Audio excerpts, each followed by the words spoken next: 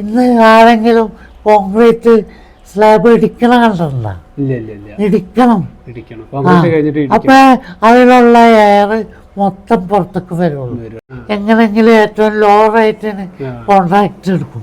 എന്നിട്ട് പിന്നെ ക്ലൈന്റും ഈ കോൺട്രാക്ടറും കൂടെ മത്സരമാണ്. 1975 അന്ന് എനിക്കൊരു 19-20 വയസ്സ് ഉണ്ടാവുള്ളൂ. അന്ന് നമ്മളെ മാനാഞ്ചിറ LIC വർക്കൊക്കെ മുഴുവൻ ഞാൻ സെറ്റ് ഔട്ട് ചെയ്ത് എനിക്ക് എഞ്ചിനീയർമാര് കാണിച്ചു തന്നു. അതെ അതെ, കോഴിക്കോടത്തെ ഏറ്റവും വലിയ ബിൽഡിംഗ് ആ കാലഘട്ടത്തില് LIC ആണ്. ഇല്ല ഇല്ല ഇല്ല, അന്നൊക്കെ അതിന്റെ പൈലടിക്കണ കാലഘട്ടത്തില് മെഡിക്കൽ കോളേജിന്റെ ആ ഭാഗത്തു നിന്നൊക്കെ ചില വീട്ടുകാര് വന്നിട്ടേ പറഞ്ഞിരുന്നു ഇവിടെ പൈലടിച്ചിരുന്നു. അവരുടെ വീടിന്റെ ടവർ ബോൾട്ടൊക്കെ ഇളക്ക് ജനല് ഇങ്ങനെ കിടുങ്ങലൊക്കെ ഉണ്ടായിരുന്നു. അന്നൊക്കെ അതൊക്കെ ചോദിക്കും, പരാതി കൊടുക്കും, അങ്ങനെ ആക്കും അങ്ങനെ ആക്കും. പക്ഷെ അത് LIC-യിലല്ലേ വർക്ക്.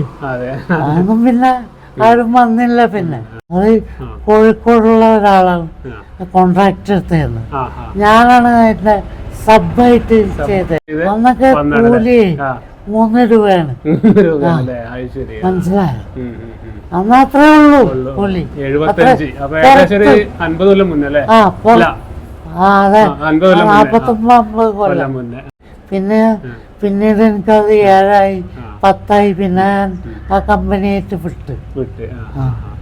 അങ്ങനെയാണ് എന്റെ തുടക്കം.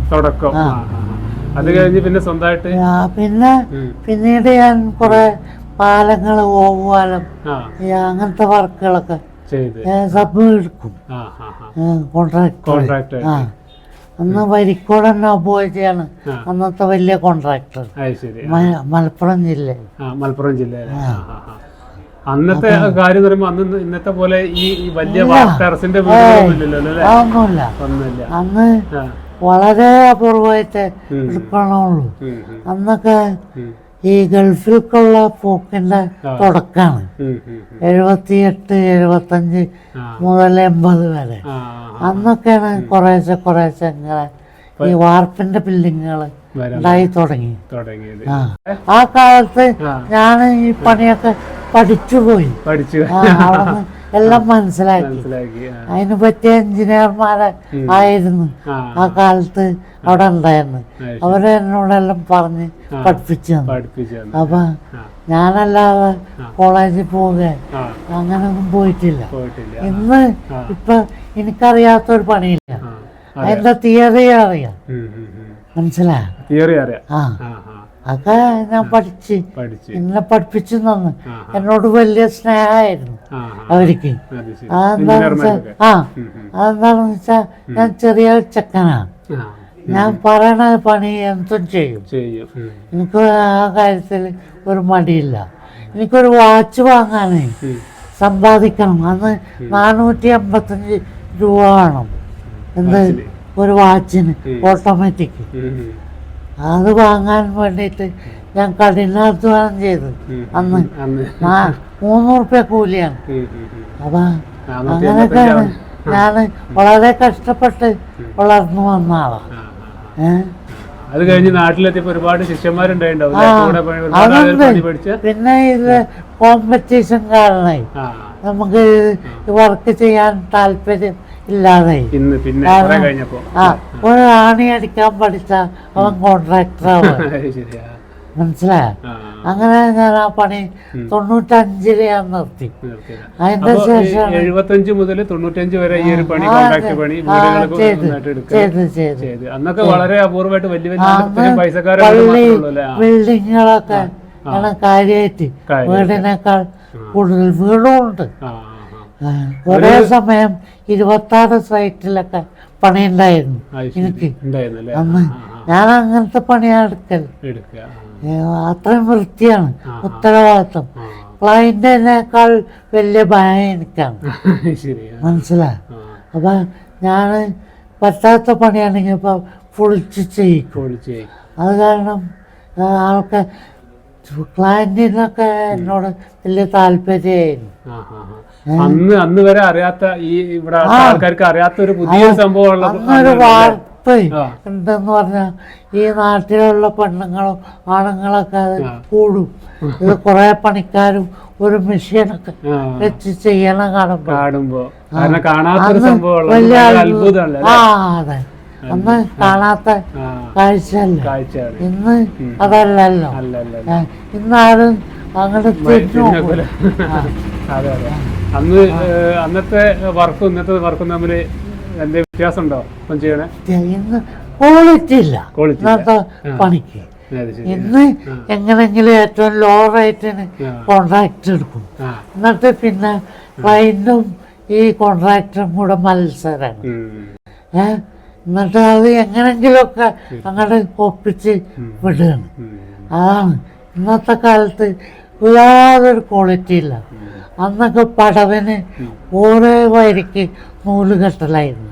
ഇന്ന് 4-5 വരിക്ക് ഒന്നിച്ച് കെട്ടും. അതേപോലെ തന്നെ കോൺക്രീറ്റിന് ഞാൻ കേട്ടിട്ടുണ്ട് മെറ്റലും പൂഴൊക്കെ കഴുകിയിട്ട് അന്നൊക്കെ അങ്ങനെയാണ്. അന്ന് കൈകൊണ്ട് പൊട്ടിക്കലാ. അന്നൊക്കെ സോളിങ് ഇറക്കിയിട്ട് നമ്മള് പൊട്ടിപ്പിക്കും. ആ കല്ലിനാ മൂർച്ച ഗ്രിപ്പ് കൂടും. ഈ ഇപ്പൊ ക്രഷറില് ആയപ്പോ അതൊക്കെ കോട്ടി പോലെ ഉരുണ്ടിട്ടായി ഗ്രിപ്പില്ല. അത് കോൺക്രീറ്റിനെ ബാധിക്കും. അതെ, ഗ്രിപ്പ് വേണം, നല്ല ബലം ഉണ്ടാവും. ഗ്രിപ്പില്ല. പിന്നെ കഴുകലൊന്നുമില്ല. ഇപ്പൊ കൊണ്ടുവന്ന് തട്ടണ്, വേഗം എടുത്ത് കോരി മിക്സ് ചെയ്യണ്. അതുപോലെ ഇന്ന് ആരെങ്കിലും കോൺക്രീറ്റ് സ്ലാബ് ഇടിക്കണ കണ്ടിട്ടുണ്ടോ? ഇടിക്കണം. അപ്പൊ അതിലുള്ള എയർ മൊത്തം പുറത്തേക്ക് വരുള്ളൂ. ഇടിക്കൂലപ്പ. എവിടെ പോയി ഇടിക്കണം. അതിൽ എയർ ഉണ്ടാവും. അത് ശരിക്കും കാണാം ഇടിച്ചു കഴിഞ്ഞാൽ. നമ്മളൊക്കെ ഇടിച്ചു കഴിഞ്ഞാൽ കാലിന്റെ മുട്ടന് കീഴോട്ട് ആകാശമുണ്ട്.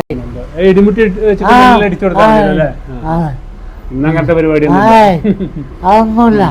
ഇന്ന് വൈബ്രേറ്റർ തന്നെ ഇടാൻ അറിയില്ല ആരെങ്കിലും. അന്നുണ്ട്, ആ വർക്കിനൊക്കെ ഉണ്ട്. അതിനൊക്കെ നിർബന്ധമാണ്. വൈബ്രേറ്റർ ഇല്ലാതെ പണിയെടുപ്പിക്കൂല. പണിയെടുക്കല്ല, മിക്സ് ചെയ്ത് എല്ലാം വൈബ്രേറ്റ് ചെയ്യണം.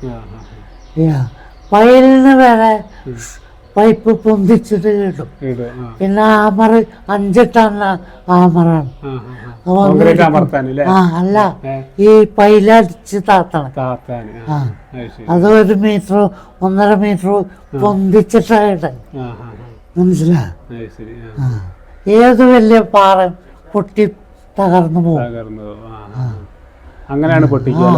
അങ്ങനത്തെ അത് വർക്കിന് ക്വാളിറ്റിയേ ഇല്ല. ഇപ്പൊ എങ്ങനെ, ഇപ്പൊ ക്ലയന്റിന് സമയവും ഇല്ല. എങ്ങനെങ്കിലും തീർന്നു കിട്ടിയാൽ മതി. മനസ്സിലായോ? ഇന്ന് പണിക്കാർക്കും ആത്മാർത്ഥതയില്ല. വരിക പോവുക, സമയം നോക്കണം. അന്നത്തെ കാലഘട്ടം എന്ന് പറയുമ്പോ എങ്ങനെയാണ്? അന്ന് 8 to 6 മണി എടുക്കണം പണി. 13 മണിക്കൂർ എടുക്കണം. എടുക്കണം. അന്ന് അല്ലെങ്കിൽ പണിയില്ല. അന്ന് വർക്കുമില്ല, കുറവല്ലേ. അതാണ് ചോദിക്കുന്നത്, അന്നത്തെ സാഹചര്യം എങ്ങനെയാണ്? ആൾക്കാർക്ക് ഈ പണി എടുപ്പിക്കാനൊക്കെ പൈസ ഉണ്ടോ ആൾക്കാരെ അടുത്ത്? അല്ലെങ്കിൽ ഗൾഫില് പോയിട്ട് അന്നൊക്കെ ഇന്നത്തെ മാതിരിയല്ല. നല്ല ഗൾഫിൽ പോയവർക്ക് നല്ല പൈസയാണ്. 2 രൂപയൊക്കെ ഉള്ളൂ ഒരു തറത്തിന്. അന്ന് ആ കാലത്ത് 2, 1.5 ഇതൊക്കെ ഉള്ളൂ. ഇന്ന് അത് 23.5 രൂപയായി ഒരു തറത്തിന്. പക്ഷെ എത്ര കിട്ടിയിട്ടും കാര്യമില്ല. ഇവിടെ അതേപോലെ ചെലവല്ല. അന്ന് ഗൾഫിൽ പോയി വന്ന ആൾക്കാരാണ് അധികം ഈ വീടുകളൊക്കെ എടുക്കണേ. അവരുടെ പണി അധികം ഉണ്ടായിരുന്നു. പിന്നെ മോശമാവാൻ തുടങ്ങിയ 90-ന് ശേഷമാണ്. മോശമാവാൻ തുടങ്ങി. യുദ്ധം ഉണ്ടായില്ലേ കുവൈത്ത്. അതിൽ കുറെ ആൾക്കാരൊക്കെ പോകുന്നു. അന്ന് മുതൽ ഇന്ന് വരെ യാതൊരു ഒരു ഉയർച്ച കാണുന്നില്ല. എല്ലാം തകർന്ന് പോകും. വില കൂടുതൽ എല്ലാം മെറ്റീരിയൽ ചെങ്കല്ലിന് മാത്രമേ 10-11 ഉറുപ്പ്യ കൂടി ഒറ്റ കൊല്ലം. കഴിഞ്ഞ വർഷം 45 രൂപയായി, ഇപ്പൊ 55. കല്ല് കിട്ടാനുമില്ല. പിന്നെ മഡ് ബ്ലോക്ക് ഉണ്ട്, അതില് ജനങ്ങൾക്ക് വിശ്വാസാർജിച്ച് വരണുള്ളൂ. നല്ല സാധനമാണ് മഡ് ബ്ലോക്ക്. പക്ഷെ ജനങ്ങൾക്ക് വിശ്വസിക്കണമെങ്കിൽ കുറെ കാലം കൂടെ കഴിയണം. എംസാനില് ഈ പൗഡർ കൂടുതലാണ്. അത് നല്ല വാഷ് ചെയ്താൽ പറ്റുള്ളൂ. അതൊക്കെ വളരെ മോശമാണ്. മണൽ കിട്ടാനുമില്ല.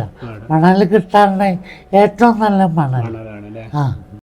നമസ്കാരം. അപ്പൊ ഞാനേ ഒരു സ്പെഷ്യൽ വ്യക്തിന്റെ അടുത്തോട്ടോ, അതായത് അഷ്റഫാക്ക, നമ്മളെ സബ്സ്ക്രൈബർ ആയിട്ട് നമ്മളെ ചാനൽ വീഡിയോ ഒക്കെ കാണാറുണ്ട് അല്ലേ? അപ്പഴേ അഷ്റഫാക്ക ചില്ലറക്കാരനല്ല കേട്ടോ, പഴയ ഒരു പുലിയാണ്, പഴയ കോൺട്രാക്ട് ആണ്. അതായത് ഈ നമ്മുടെ നാട്ടിലൊക്കെ ആദ്യമായിട്ട് ഈ ഒരു മേഖലയിൽ, നമ്മളെ ഈ ഒരു ബിൽഡിംഗ് കൺസ്ട്രക്ഷന്റെ മേഖലയിൽ വന്നിട്ടുള്ള ഒരു പഴയ അനുഭവ പരിചയമുള്ള ഒരുപാട് കാര്യങ്ങൾ അറിയണേ അല്ലെ? ഇന്നത്തെ എഞ്ചിനീയർമാർക്ക് അറിയണതിനെക്കാട്ടി കൂടുതൽ ഇവരൊക്കെ ചിലപ്പോ പ്രായോഗികമായിട്ട് പണിയെടുത്ത സ്ഥിതിക്ക്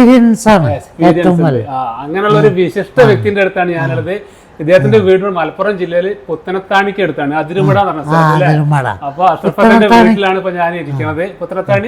പുത്തനത്താണിക്ക് അതിരുമടന്ന് 1 കിലോമീറ്റർ അല്ലെ?